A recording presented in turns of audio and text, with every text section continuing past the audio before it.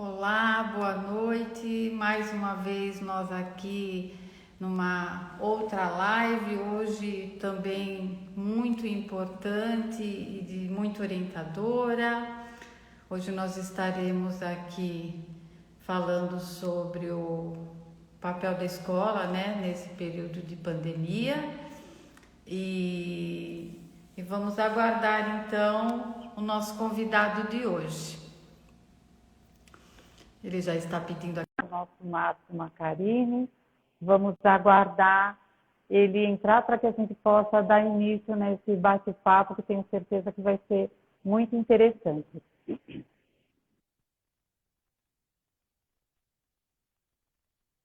chegando.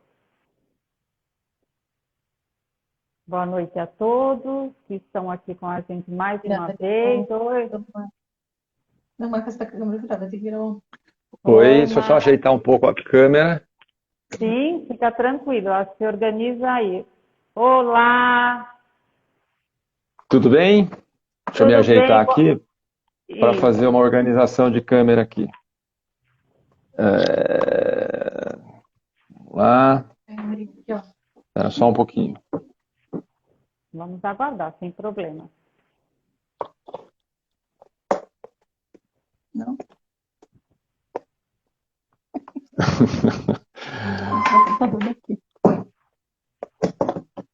Porque tem os fios de conexão, são todos embaixo. Sim, não tem Então problema. ele... Maca, se organiza aí que a gente está aguardando, nós não temos pressa. Não, agora deu. Deu Tudo certo? bem com vocês? Tudo Deu. bem? Boa noite, viu, Maca? Boa noite. É um prazer enorme você estar aqui com a gente nessa live do Escola para Pais. E já agradeço desde já por você ter aceito esse nosso convite, desse bate-papo, dessa conversa que tenho certeza que será tão interessante quanto todas as outras. E para quem está aqui pela primeira vez no Escola para Pais, que eu sei que tem muita gente nova aqui, eu sou a Val Pazini do Escola para Pais. E nós hoje estamos aqui com o Márcio Macarini. Márcio, não é Márcio, né? É Maca para gente, né? Você pode se apresentar, por favor? Posso. Primeiro eu agradeço o convite, né, Val? A gente já se conhece há um tempo. Venho participando de alguma forma do trabalho que você desenvolve, participando junto com o que você desenvolve com Escola para Pais. E com muita satisfação estou aqui para bater um papo com vocês, né? Meu nome é Márcio Macarini, né? Bastante conhecido por Maca, ou Macarini ou Maca, né? E sou de origem de formação acadêmica na educação física, né? Tenho uma formação em educação física pela Universidade de São Paulo. Depois fui fazendo algumas formações em cinesiologia psicológica, no entendimento de corpo um pouco mais nas reações emocionais e tudo mais. Depois eu fiz uma formação em eutonia, trabalho com eutonia até hoje na escola, dou aula para alunos de terceiro, quarto e quinto anos, aulas na grade curricular de eutonia, que também é um trabalho corporal, mas um trabalho de consciência corporal, tem uma outra vertente na área aí da educação de corpo. Depois eu fiz a formação em psicomotricidade, e atualmente eu estou terminando o curso de neuropsicologia, e na psicomotricidade eu também fiz uma especialização na área de grafomotricidade. Estou falando essa questão da psicomotricidade, grafomotricidade, até porque tem um vínculo muito forte com a questão escolar, né? A grafomotricidade, o quanto ela interfere no início da escrita de uma criança, todos esses aspectos corporais envolvidos na escrita com a criança. Então o meu trabalho, apesar de ter vindo para a educação física por ter sido atleta, após a formação da faculdade e o primeiro trabalho com escola, eu me percebi muito mais como um educador do que um técnico de alguma área esportiva. Então esse foi o meu caminho, minha origem, e que trabalho numa escola que se chama Escola Granja Viana, que é na Grande São Paulo, aqui em Cotia. Entrei como professor de educação física há 36 anos atrás e hoje, há mais de 15 anos, sou orientador educacional dessa mesma escola. Então, quando a gente está falando de escola, né, Val, a gente vai batendo mais um papo, né? Eu acho que aí tem aí uma introdução para a gente fazer, porque o momento que a gente está vivendo de escola não está sendo fácil, né? E não é a escola que não está sendo fácil, a vida não está sendo fácil em qualquer uma das áreas que a gente tem aí. E a escola, como é um ambiente de relação, basicamente relação com o conhecimento, a escola está num momento bastante instável, no sentido do ensino-aprendizagem, vamos dizer, né? Porque o ensino-aprendizagem tem uma relação muito dependente de aspectos emocionais, de aspectos de seguranças, coisa que a gente não tem percebido muito na nossa vida de hoje, né? Então, eu penso assim, escola, né, quando está falando nesse momento de pandemia ou não de pandemia, independente do momento da pandemia, melhor dizendo, a escola sempre foi um lugar de esperança, né? A escola é um lugar onde se trabalha se pensando em futuro, né? E o futuro tem que ser esperançoso, né? A gente, quando está com alunos na frente, eu acho que eu não consegui conhecer nenhum professor, espero nem conhecer também, nenhum professor que não tenha esperança, que não seja otimista, que tenha conhecimento da realidade, obviamente, mas que tenha uma perspectiva de um futuro saudável, de um futuro gostoso, de um futuro promissor, né? Um futuro que vem desde a origem do humano, um futuro de evolução, e que essa evolução seja algo para diante, né? Então, quando eu penso em escola, vem diretamente essa palavra esperança na minha mente, né? E quando a gente está falando desse momento de pandemia, a gente percebe o quanto a escola se tornou um lugar, dentro desse mundo todo, conflituoso. Não conflituoso no sentido da briga, mas um conflito dessa busca da esperança, dessa luta pela esperança, né? Ô, Porque quando... Marta, Pode me falar. permite te interromper só um minutinho, porque tem pessoas talvez que estejam entrando agora aqui na live. Só para É, mim colocar que o tema de hoje, para quem está entrando sem saber muito bem o que é, o Marta está nos falando sobre o papel da escola nesse momento de pandemia, tá bom? Pode continuar, Marta, por favor. isso. Então, diante disso que a Val colocou, das pessoas que estão chegando agora, então esse ambiente de escola, a gente está falando de esperança e associando tudo isso com a ideia do momento da pandemia, né? E a escola, o fundamental de uma escola, quando está falando do que a gente espera, né, o que a gente deseja, ela se baseia na relação, e na relação de gente.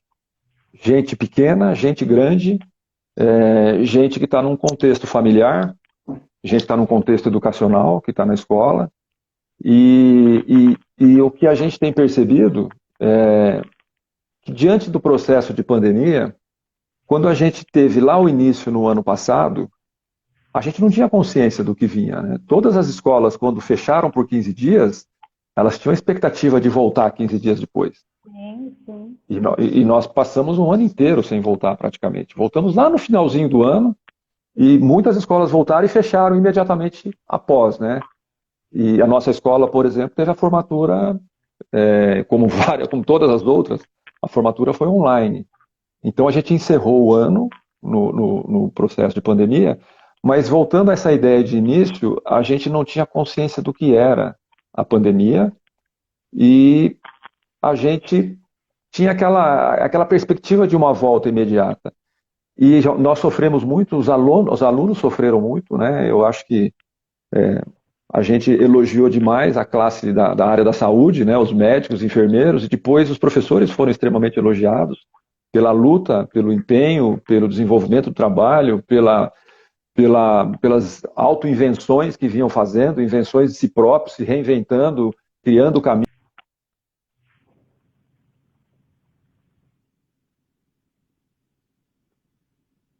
Caiu a internet do Marta, vamos aguardar que já retorna, sempre é assim.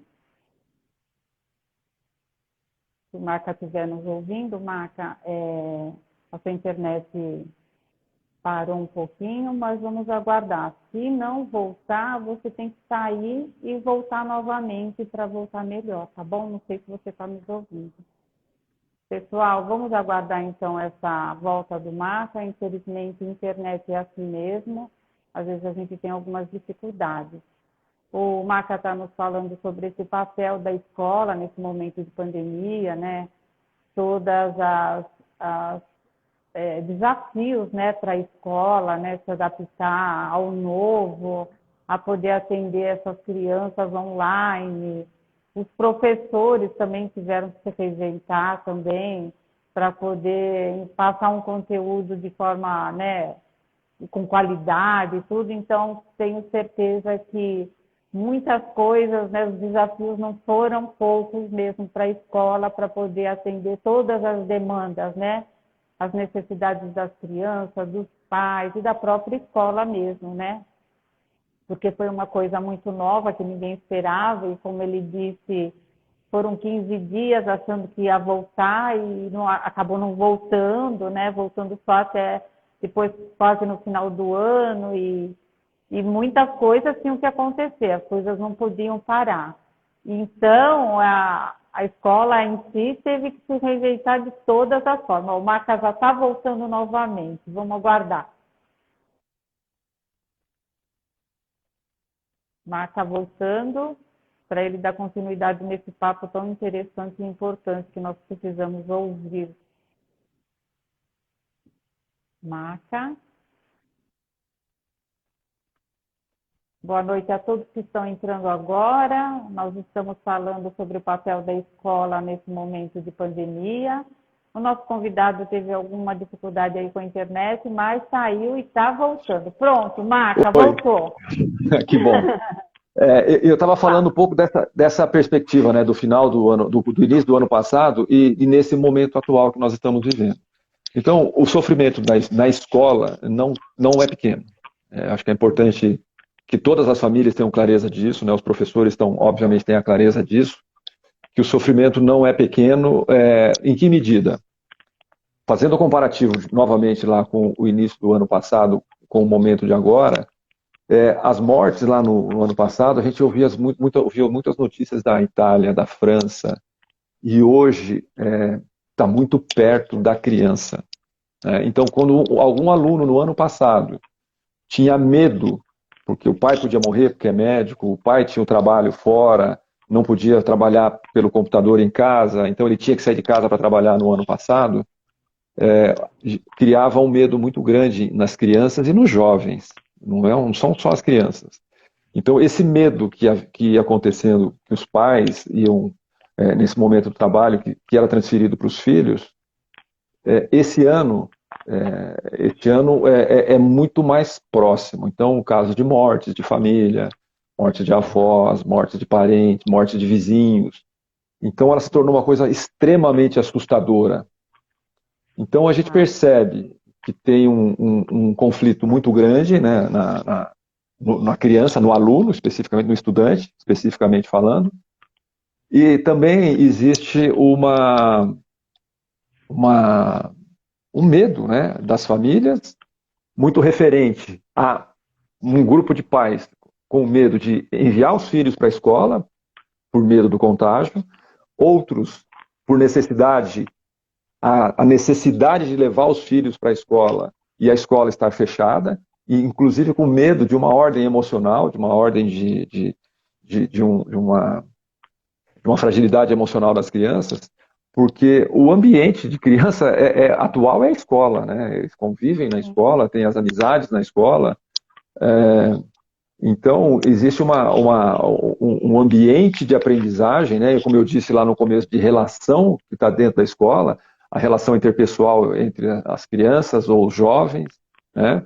A relação dos jovens com os alunos, os jovens com a própria escola, as crianças com a escola.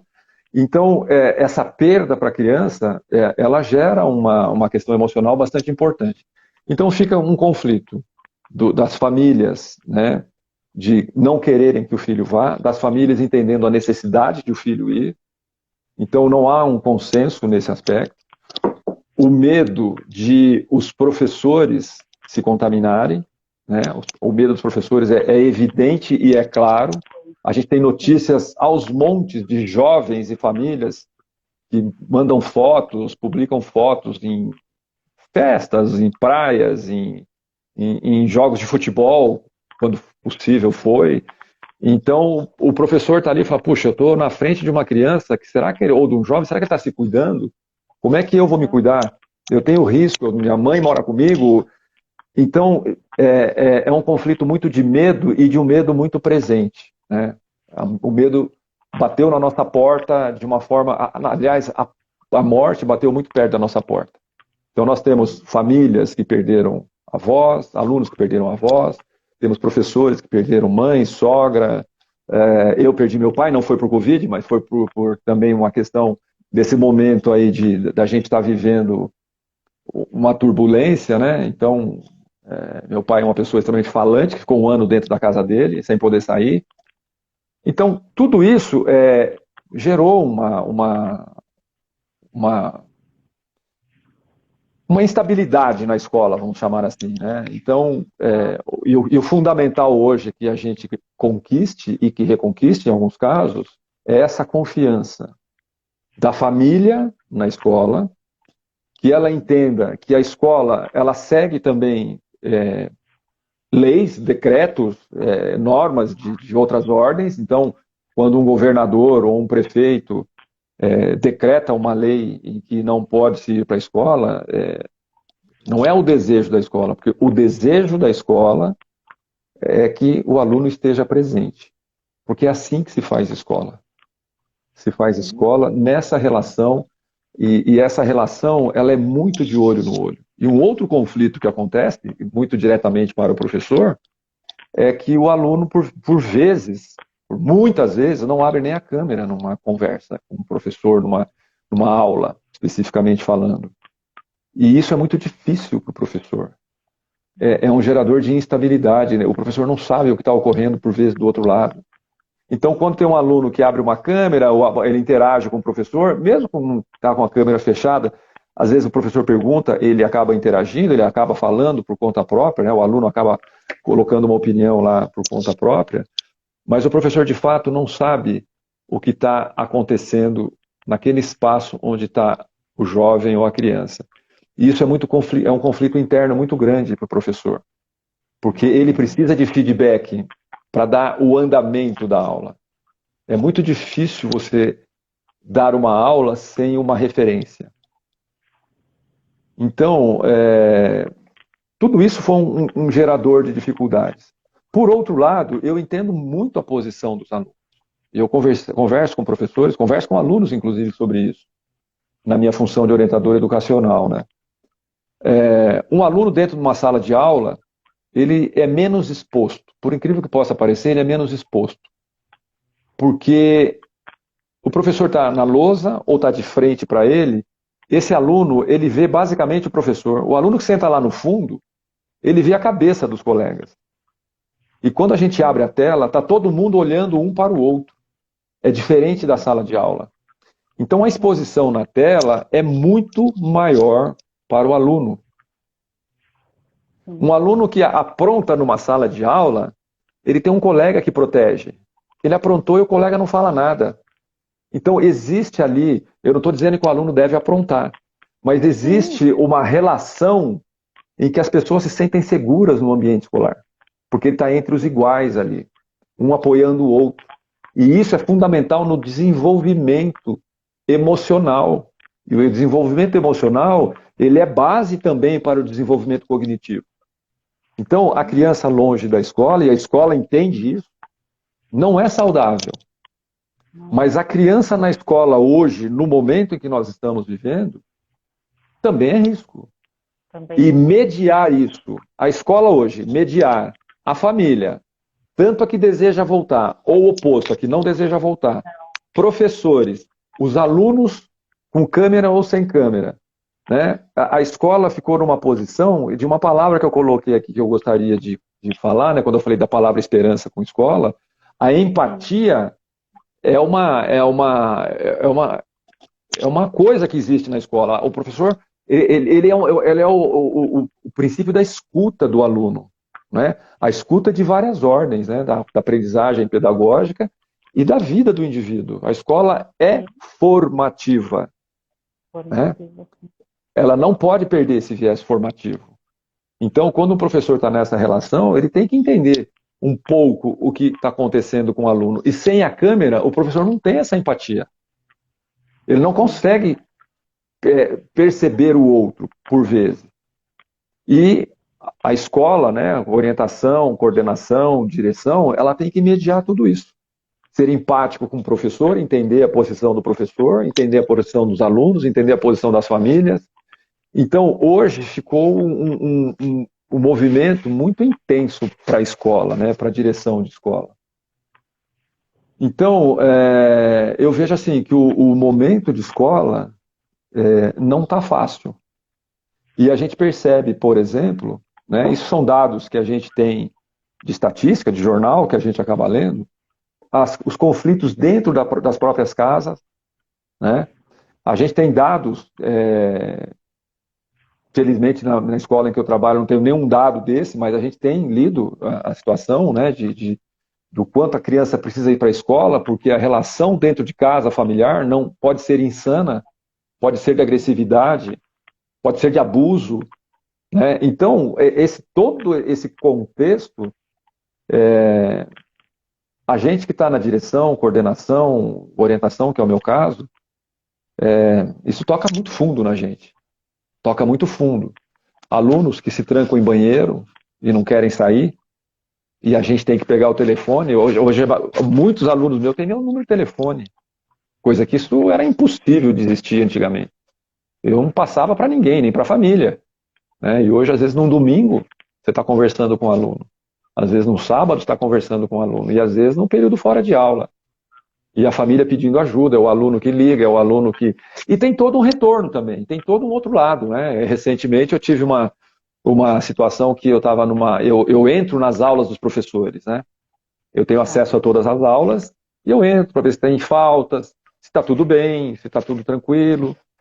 E um aluno me pergunta assim, posso falar? Falou, Macarini, posso falar com você depois da aula? Falei, pode. E aí, chamei ele pelo Zoom, e ele simplesmente falou assim, eu falei, tudo bom, como é que você está? Ele falou, não, tudo bem, mas eu só queria saber como é que você está, Macarini. Queria saber se está tudo bem com você. Então, são coisas que emocionam a gente, né? Porque eles também percebem que a gente está num momento bastante tenso. Então, quando eu falo de relação e de escola, eu estou falando de tudo isso.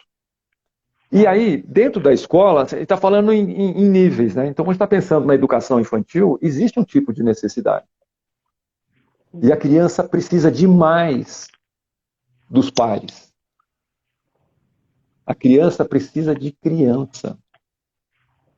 Eu me lembro de ter conversado com vocês um dia numa palestra que a gente falou do brincar, né? E a criança, ela precisa de criança.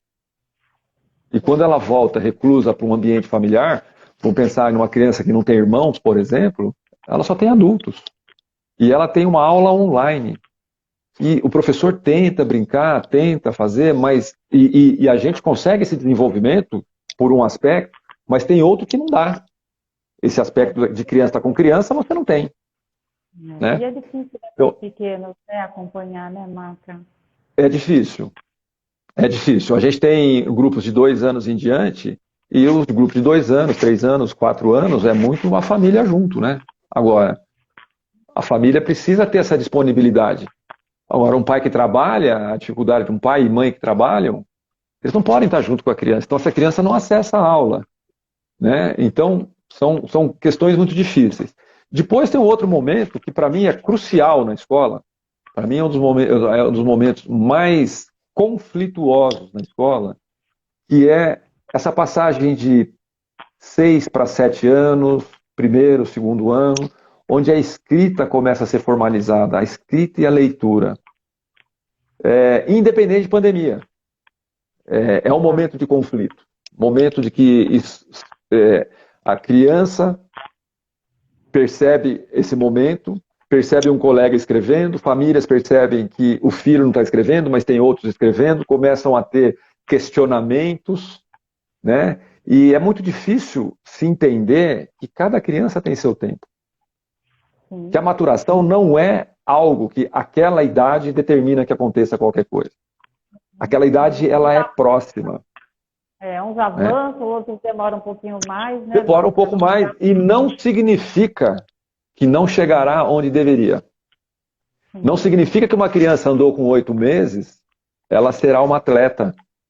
E enquanto que uma criança que andou com 14 meses, 15 meses, ela está dentro de um prazo possível para andar, né? Sim, sim. Então, o desenvolvimento da escrita, por exemplo, ela tem um tempo longo. A escrita se efetiva por volta dos seus 10 anos, 9 anos. Ela vai acontecendo e ela vai se efetivando ali. E quanto mais há conflitos nessa fase de aprendizagem, maior é a ansiedade que chega na criança. Sim. E E isso é um muitas vezes gerador. a família não Pode falar. consegue suprir isso, né, Maca? Ela não consegue Tem suportar isso. condição, né? Suportar também, mas e ajudar a criança da forma que a escola faria, né? Muitas mães e pais não conseguem, né? Então, essas são situações que acontecem em escola que se tornam muito difíceis e é um gerador de ansiedade porque ela percebe que a mãe está falando, você não conseguiu ler isso? O que está escrito aqui? E a criança não consegue, porque a mãe sabe que o coleguinha está fazendo. Então, qual é o sentido de competência e incompetência que a criança começa a se perceber? Então, são geradores, por vezes, de problemas de aprendizagem, né? Quando eu disse lá no começo, a segurança, ela é a base da aprendizagem, né? Eu estar seguro, eu estar num ambiente que eu sou acolhido, um ambiente que as pessoas gostam de mim, que eu faço parte de um grupo, né? Tudo isso são aspectos facilitadores de aprendizagem. Então, esse é um momento bastante crítico que acontece. E depois vem lá para o seu quarto, terceiro, quarto, quinto ano, até o sexto, mais ou menos, uma idade muito de socialização, né? Que é fundamental essas relações entre eles. São onde as crianças pequenas mordem, e elas não brigam, elas mordem porque querem alguma coisa. Lá no quinto, quarto, sexto ano, tem brigas.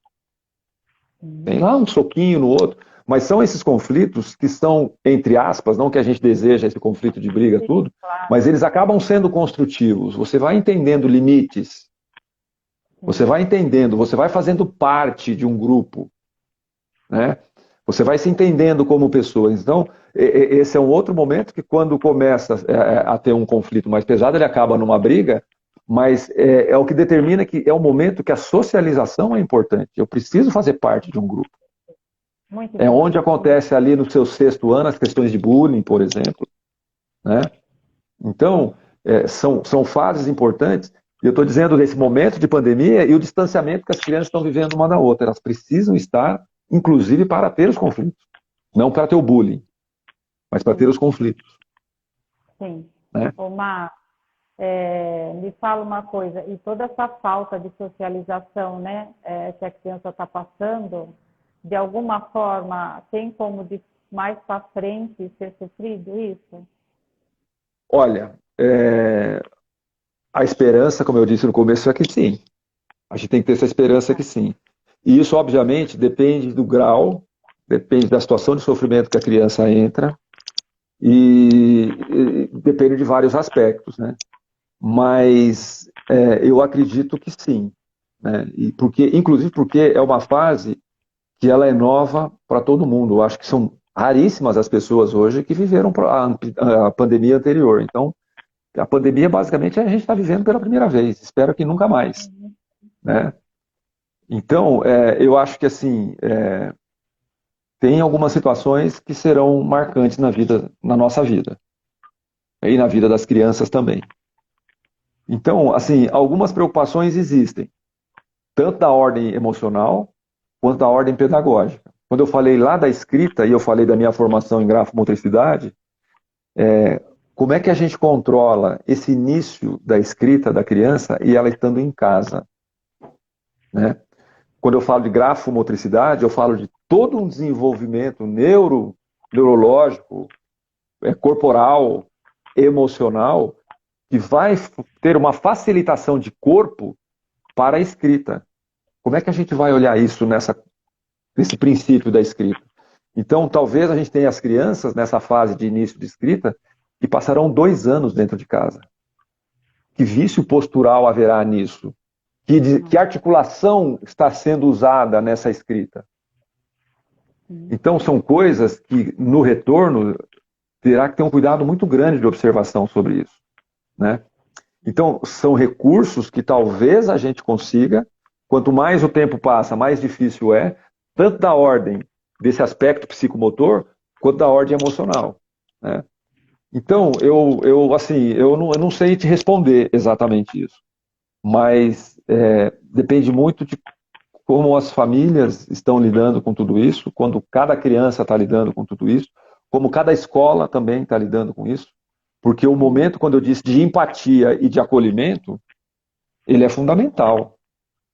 A gente tem que entender que a criança está sofrendo, que o jovem está sofrendo. Ô, Marta, A gente também está. Sim, e ainda que, mesmo sendo online, a escola está servindo de alguma forma, essa socialização virtual, está ajudando um pouco essa criança a sair daquele, né, isolamento profundo dentro de casa, Isso. né? Que muitas vezes a mãe e o pai estão trabalhando em home office, nem pode dar tanta atenção. Então, assim, esse tempo também virtual, também, de alguma forma, mesmo que não seja o ideal, está ajudando muito, né? Sem dúvida. É melhor estar assim do que não estar, né? Então, é uma situação, e a gente vive, né, momentos, por exemplo, eu atendo uma menina que tem paralisia cerebral e é de uma família bastante simples, né? E um menino que está no 2º ano. E as aulas, ela estuda, é uma criança que está na aula da prefeitura, e as aulas são via WhatsApp. E o menino recebe uma lição, né? E eu estou lá atendendo a menina e eu estou vendo ali a mãe tentando ajudar o filho a fazer a lição. E a professora, eu não estou criticando a professora, obviamente que não, a crítica é mais ampla, né? É um sistema educacional público que não está funcionando, né? Sim. E a criança tem ali um ditado, né, que a professora está ditando, é um ditado gravado, né, via WhatsApp, e aí eu escuto o menino falando, mãe, mas como é que eu vou escrever a palavra se eu não conheço as letras? Então, você percebe que está tendo uma solicitação de algo que não vai haver resposta. Não, né? Então, e aí que eu estou dizendo, né? O que é um gerador disso de ansiedade? O que é uma sensação de fracasso? A Como é que criança essa nem está criança... preparada, né? Então, como é que essa criança vai elaborar isso na vida dela? Não. Então, a gente quando fala, né? Por exemplo, eu trabalho com uma escola particular, de uma classe social média para alta, a gente tem lá alguns, meu computador não está funcionando, meu computador, a gente fala com o pai, fala, eu comprei um computador novo, eu não tem nada que reclamar disso, o computador é novo, porque está tentando dar aquela escapada, mas os recursos estão na mão, mas a grande massa da população não tem os recursos. Não tem. Então essa perda será muito grande, Valdir. Muito essa maior, perda será né, grande, Marta? muito maior. Muito maior. Muito né? maior, Muito porque maior. não tem a relação do online, porque ela acaba quase que não existindo, uma aula pelo WhatsApp, uma aula gravada, e às vezes nem esse recurso de WhatsApp chega. E você, às vezes, você não está na medida do que você está propondo de ensino, que está na relação do que a criança é capaz de aprender. Então, essas defasagens pelo distanciamento, pela falta do contato, também têm ocorrido. E numa faixa etária de 1º e 2º ano. E é muito difícil para o professor lidar com isso. Ele entra numa sala e ele acolhe um número de alunos, e como é que ele sabe que nível que está cada aluno? Como é que ele vai fazer esse processo nesse distanciamento, via WhatsApp, via uma aula gravada, via uma pesquisa gravada, uma lição gravada? Então, o aluno, que resposta que ele dá? Então, o processo de escola está sendo muito difícil. Então, tem uma diferença muito grande também do público e do privado, nesse sentido. Sim, e aí potencializou mais as diferenças, né, Marta? Potencializou muito, né, essas desigualdades todas que a gente, claro, a gente muito. sabe que existe, mas as aulas online foi assim, cruel, né? Cruel. E assim, a gente teve uma sorte muito grande, né, dos professores que estão na escola, porque a capacidade de reinvenção foi muito grande. E outra coisa, é um recurso da escola também, que a escola trabalhou com psicólogos, né? Psicólogos deram palestra para professores também para ajudar nesse momento de angústias que os professores estavam vivendo lá no ano passado. Tivemos acho que 3 ou... A gente trabalha com 2 grupos, né? Um grupo de pessoas do Fundamental 1 e infantil e um grupo de Fundo 2 e médio. Então tem uma diferenciação, não é tão comum que eles estejam todos juntos, Acontece às vezes, mas não sempre. Mas a gente teve assim 4 encontros, mais ou menos, 5 encontros, para o grupo, 2 ou 3 para o grupo do Fundi 1 e infantil, outro para o pessoal do ensino médio, Fundi 2, porque a gente também percebeu a necessidade de suporte para os professores, né? Então, tivemos lá atividade com psicólogos e tudo mais. Imagino mesmo, né? E tiveram que se reinventar, né?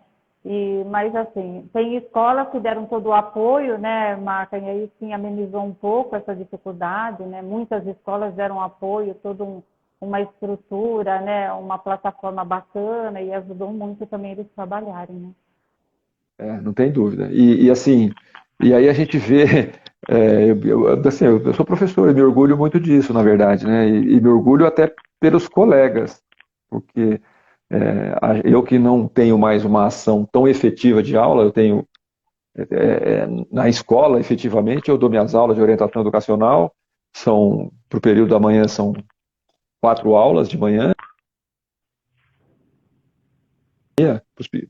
Oh, saiu Marca novamente.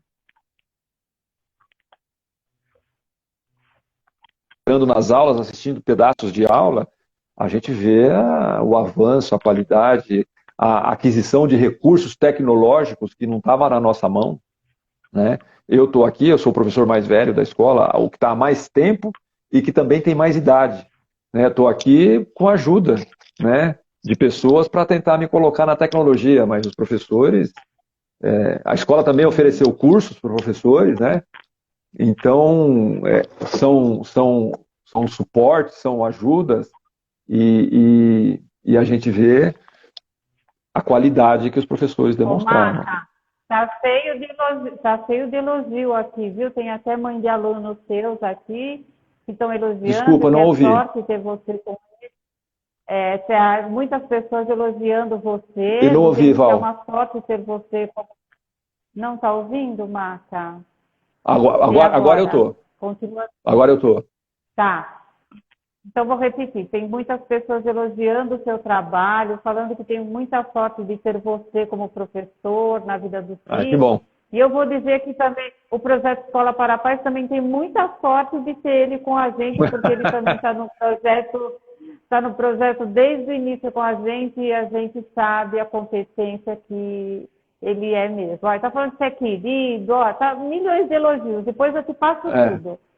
Depois a gente fala. Mas eu acho que é isso, né? Quando eu falei da palavra esperança, né? Que a escola é o lugar de esperança, e eu acho que é por isso que eu estou no lugar que eu estou na escola hoje, na função de orientador educacional, porque acho que é um princípio de professor, né? Esperar que você está na lida com jovens e crianças com a expectativa de que o mundo será melhor, e dizer isso para eles, né? E que eles estão parte disso, e eu também sou, nós professores somos. Para eles terem uma vida com esperança, eu também tenho que propor uma vida de esperança. Então, essas aulas, por vezes, de orientação educacional, elas acabam sendo discutidas muito nesse aspecto, né?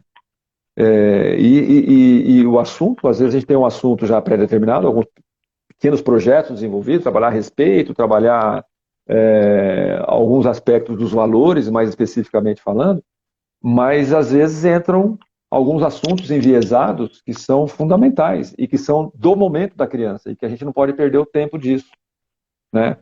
Então, a gente aproveita muito porque os alunos têm esse espaço para conversa. E essa é uma relação que eu entendo ser fundamental na escola. A escola é um lugar de conversar. E isso é complexo dizer, porque quando o aluno conversa fora de hora, o professor para de falar. Mas a escola é o lugar de conversar. Eu preciso do outro, eu preciso do igual e eu preciso conversar. Claro que diante de uma aula, a gente propõe assuntos que sejam, né? E quando ele fala fora das fala, não é esse o assunto, vamos focar no que a gente está conversando. A gente quer essa discussão, mas dentro do foco. Então, é isso, né? Quanto mais eu falo, mais eu vou melhorar minha linguagem, né? Isso é papel de escola. Quanto mais eu escrevo, eu também vou melhorar a minha linguagem.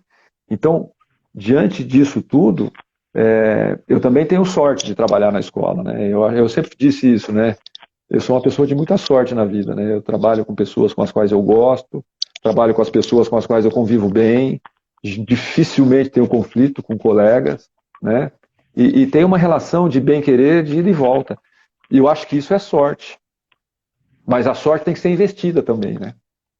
A sorte não é algo que cai, né? A sorte é algo que você investe para isso. Então, quando eu estou na aula com o aluno, o que eu mais me proponho a demonstrar para eles é que eu estou feliz ali dando aula para eles. E que eu acredito neles. E que eu acredito neles. Que Então, maravilha. isso os alunos ouvem frequentemente. Quando o aluno fala assim, Maca, posso tomar água? Né, ali no online, eu falo, pode, eu volto. Eu já falei, eu acredito, você vai tomar água e vai voltar, pode ficar tranquilo, eu vou te esperar, eu sei que você vai voltar.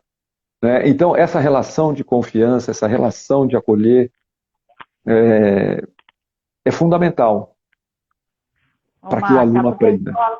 a escola não é só aprender a ler e escrever, né, Marca? Tem tantas outras coisas, né, que você está dizendo aí numa relação de confiança, né, de acreditar no ser, né, de toda essa esperança que você diz de um lado e do outro, né? A escola é tão importante e integral na vida, né? Que como é bom a gente Exatamente. lembrar de um professor, né, Marca, que nos acolheu como É, você está dizendo aí, né? e acho que isso é fundamental o que você está falando, Val. Sabe pelo seguinte? Eu não estou falando de saudosismo, não, né? Mas a minha infância foi muito diferente da infância dos jovens, das crianças de hoje. Claro, E eu não estou com certeza. falando. O meu pai sempre me ensinou isso. O mundo sempre é melhor. Então, não estou dizendo que no meu tempo, aquelas coisas que quando eu era jovem, criança, a gente escutava muito velho falar, no meu tempo que era bom. Meu pai falava exatamente assim. Ele está sentado numa varanda de uma casa de telhado, de tijolos, e falando que naquele tempo era bom. Ele morava na roça, puxava a enxada e uma casa que não tinha nem nada na casa dele. Então, Então, o tempo que nós estamos vivendo é o melhor tempo. Isso exatamente. é claro. Então, não estou falando como saudosismo, mas a escola ela tem ganhos e perdas. Então, quando o aluno ele ganha essa escola muito mais sistematizada, ele perde uma convivência livre, que era a convivência que eu tive na rua, com pares. Então, a gente tem que entender também tudo isso. Tem ganhos e tem perdas. Mas o que foi perdido, essa rua, pelo menos onde, aqui a Granja Viana, onde a gente tem a escola e tem nossos alunos, eles não têm a possibilidade da rua. A rua não tem calçada, eles não podem andar, eles não podem nem ir para a escola a pé, porque o risco de ser atropelado é absurdamente grande. Então eles têm dependências, coisas que na minha infância não existiam. Você tinha um tipo de autonomia que as crianças não têm hoje. Então, é isso. Então, a escola, ela não, no meu modo de ver, não estou dizendo que a escola tem que ser assim, tá, Val? Eu estou dizendo que no meu modo de ver, a escola tem um fundamento formativo essencial na vida do jovem hoje e da criança. Total, né, Marta? Total, né? Eu acho que se não é, deveria ser todas, né? Então, você tem que, né, mediar os conflitos, porque os conflitos vão acontecer. Eu me lembro assim de recente agora, né? Que a gente reiniciou no presencial e eu tenho por conduta todo aluno novo que entra na escola naquele ano, terminada a primeira semana, eu chamo os alunos novos e converso. Olha, como é que você está na escola? Você já teve alguma relação de proximidade com algum colega? Já está fazendo alguma amizade? A tua expectativa com a escola? O que está acontecendo aqui está compatível com a sua expectativa ou você esperava coisa que não está acontecendo? Como é que você está? Quando eu pergunto isso, eles falam, nossa, eu levei um susto quando você me chamou, achei que vocês iam me dar uma bronca. Eu falei, sabe, bom, quer dizer, porque existe essa relação de chamar na coordenação, chamar na direção com bronca, né? Exatamente. Então, isso é uma falta de a criança, de autonomia, ela entra coada numa relação de conversa. E quando ela tem que estar numa relação completamente aberta, ela dizer para mim quem é ela, qual é teu medo aqui agora, o que está acontecendo que eu posso te ajudar. É exatamente essa a conversa. E quando eles falam, não, tá tudo bem, tem alguma coisa que eu possa te ajudar? Não, tá tudo bacana, tá tudo tranquilo. Então tá bom, qualquer coisa minha sala é aqui, se você precisar de mim, você vem conversar comigo. Estamos prontos. Então, essa relação, ela é de um ambiente em que o aluno pode ser ele. Ele sabe que ele pode errar. Aliás, a escola é o lugar de errar. Porque se ninguém fosse errar, não teria nem necessidade da escola. Então, todo esse ambiente relacional, todo esse ambiente formativo, a escola tem que abarcar, no meu ponto de vista. Ela tem que abarcar isso. Eu não estou dizendo abrir mão de conteúdos, mas Claro, isso tem que fazer parte de conteúdos. Os trabalhos, projetos de respeito, de cidadania, trabalhos inclusivos, tudo isso tem que estar abarcado numa escola, né? Tem que estar aí. Mas essa conversa mediada, muito autêntica, muito verdadeira, muito necessária, que o aluno traz a necessidade de vida dele no momento, ele precisa ter espaço para isso. Ele precisa ter. Porque cada vez a gente está mais distante. Eu me lembro de escrever um texto aí Aliás, foi um dos primeiros textos que eu escrevi lá no Escola para a Paz, né? A educação de avós, né? Dos avós. Quando eu virei avô, tive neto. E a gente percebe o quanto também a geração de hoje está distante dos avós. Né? Sim. Então, está distante de muito. Está distante do par. Às vezes os pais estão presentes numa aula online, mas eles estão trabalhando, entre aspas, estão distantes também. E não tem uma relação familiar que traz todos esses aspectos de segurança. Então, a escola também tem esse viés, né? De que muitas fazer... vezes um orientador como você é a única pessoa que o aluno tem para poder conversar, para falar dos seus dramas, dos seus medos, porque muitas vezes eles não têm esse espaço dentro de casa. E a gente vê muito isso, né, Márcia? O quanto é importante a escola na vida principalmente desse adolescente, pré-adolescente também, né? E por isso que a escola tem que ser um ambiente seguro. Por isso que a escola tem que ser um ambiente em que o aluno é ele próprio. Porque o aluno, a gente sempre é diferente em ambientes diferentes. Né? Eu, por exemplo, aqui estou me policiando muito nas palavras, tenho um perfil mais caipira, falo um pouquinho mais, né, um português mais errado um pouquinho, né, nos bate-papos, mas aqui eu estou tentando cuidar um pouco de falar da melhor forma possível. Mas os alunos, quando, por exemplo, tem um conflito que a gente tem que lidar, chamar a família, aquelas coisas, e por vezes o aluno toma uma atitude que o pai chega e fala, eu conheço meu filho não faria isso. Eu falei, você conhece teu filho, mas você não conhece meu aluno. São pessoas, são personalidades diferentes. Então, o ambiente escolar, ele tem que ter essa estrutura diferenciada da família. Ele não é, a escola não é a segunda casa. Ela é diferente. Ela não é a casa. Mas o aluno tem que ser ele nesse ambiente. É um outro ambiente, tem que ser ele. Né? Então, acho que são aspectos importantes assim, a serem colocados. Né? E nesse mundo de pandemia, a lida tem sido muito difícil, tem sido sofrido. Né? A gente que está mediando essa relação do aluno com o professor e com a família, a gente está nesse meio, a gente percebe dores profundas em alunos e famílias. Separações, conflitos, mortes, muitos medos, né? Então a gente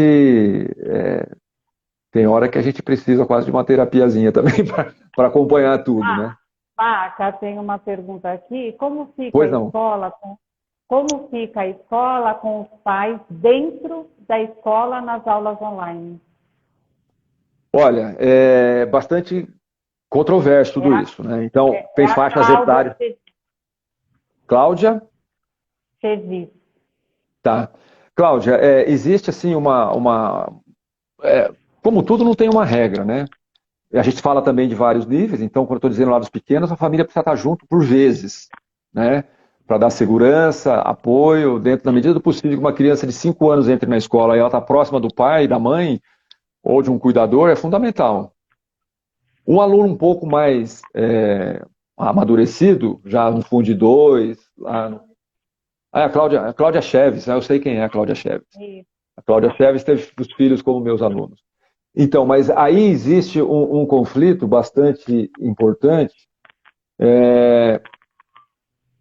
com as interferências que as famílias podem fazer, ou tirando a autonomia da criança, ou fazendo críticas à atividade, à proposta, quer dizer, não que as atividades não sejam passíveis de crítica. Qualquer atividade que o professor faz, ela pode ser criticada, mas essa crítica tem que ter um direcionamento, e não ali na relação da casa.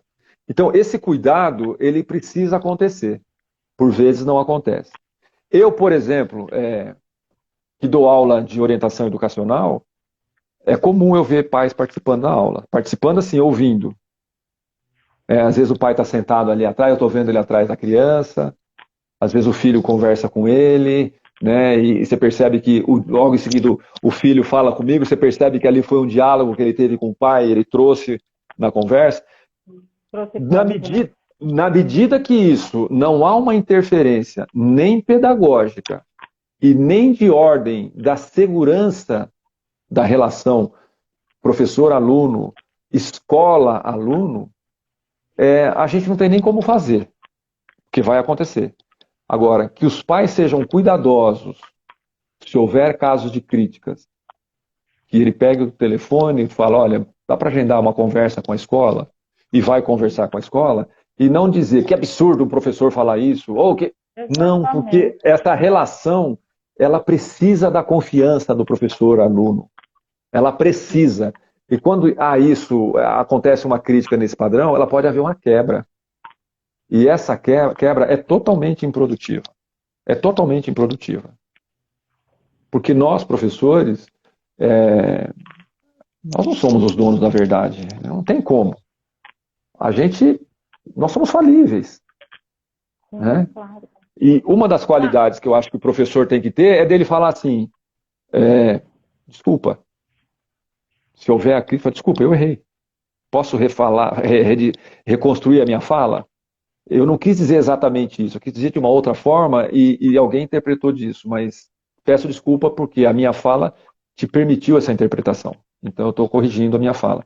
Mas isso de uma forma cuidadosa. Então, você inclusive amplia a qualidade da relação do professor-aluno e não você destruir essa relação. Essa relação destruída é péssima para todos os lados, para a família, para o aluno, para o professor, para a escola, ninguém ganha com isso.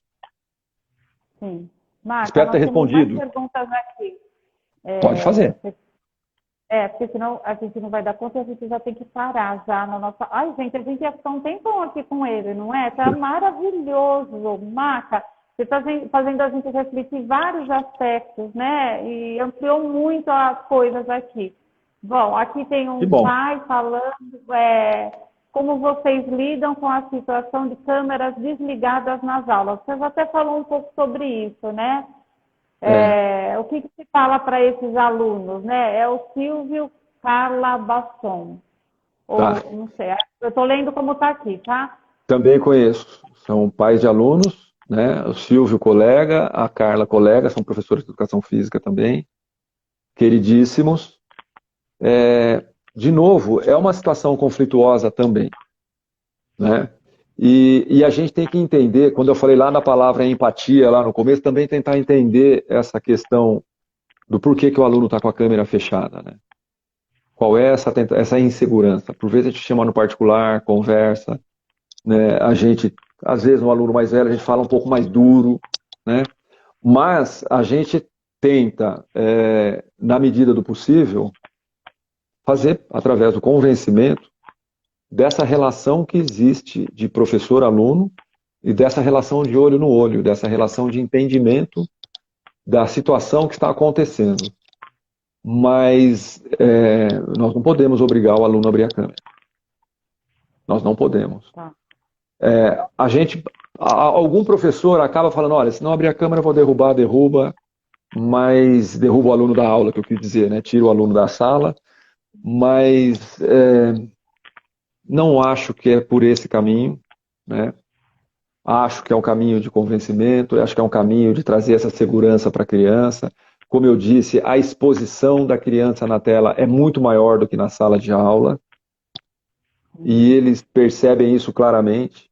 Então é uma menina que pinta o cabelo, tem vergonha de mostrar que pintou o cabelo, ela não vai abrir a câmera, porque ela não está segura de como ela será recebida, com o cabelo pintado.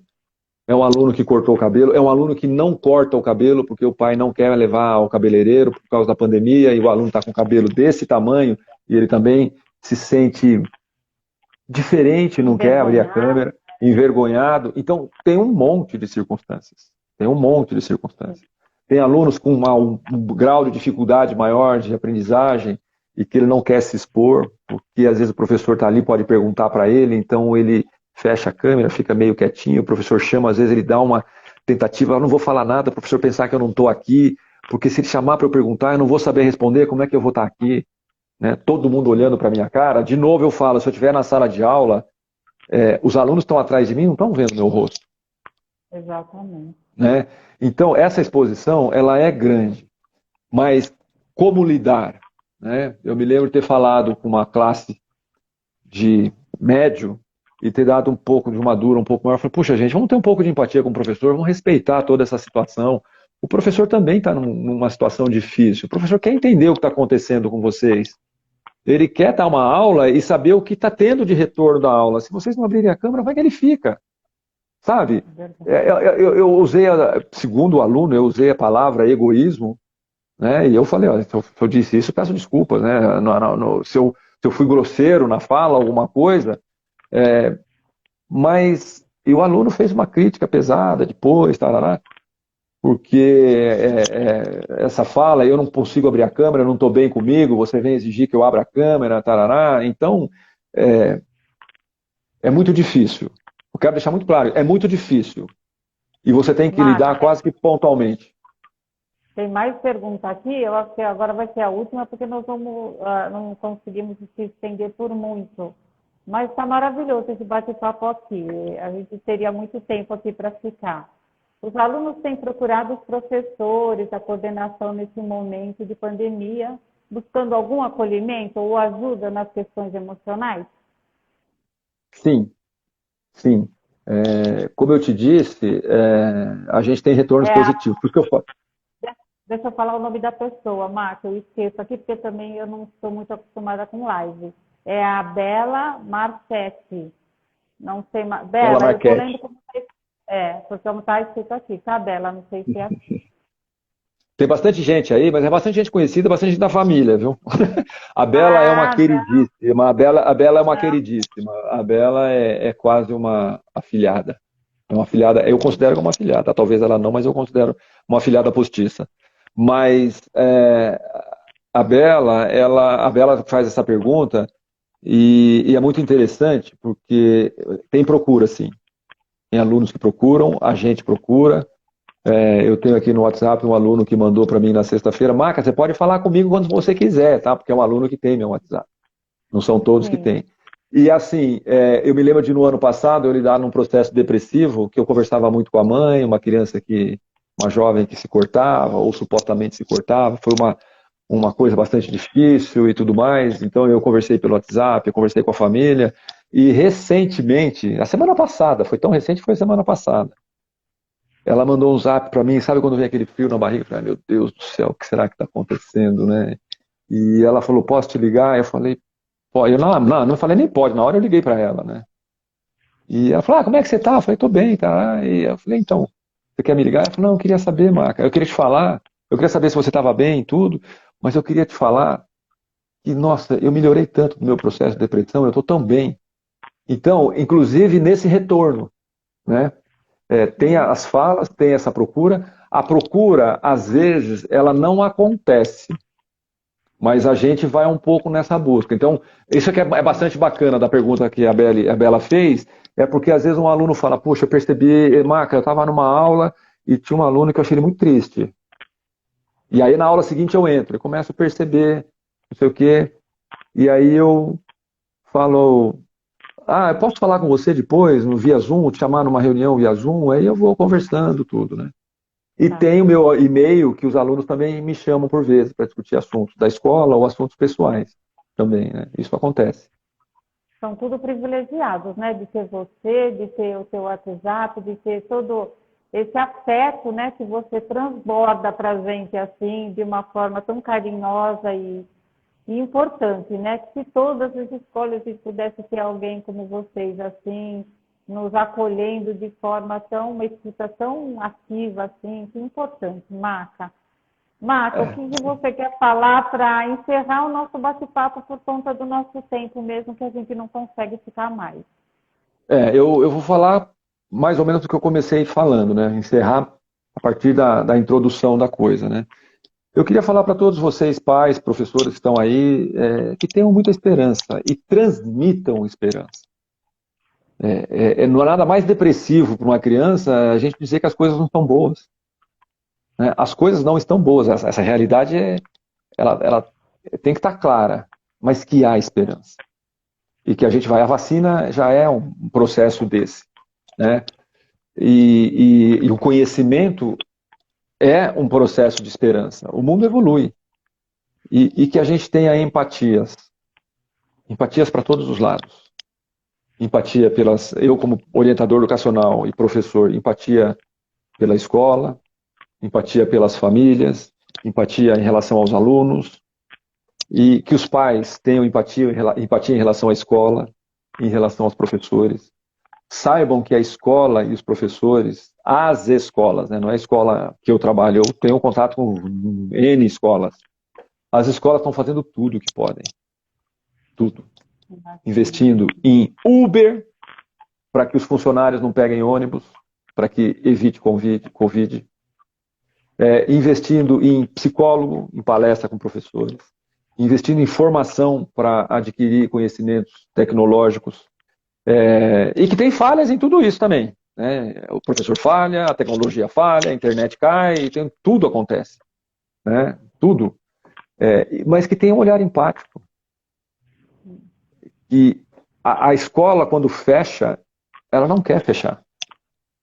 A escola quer o aluno. Mas ela precisa ou seguir regras e normas, ou ela precisa entender o ambiente que pode estar inseguro. E ela precisa fechar. E que o pai não imagine que a escola esteja contra ele. E que a escola não imagine que o pai esteja contra a escola.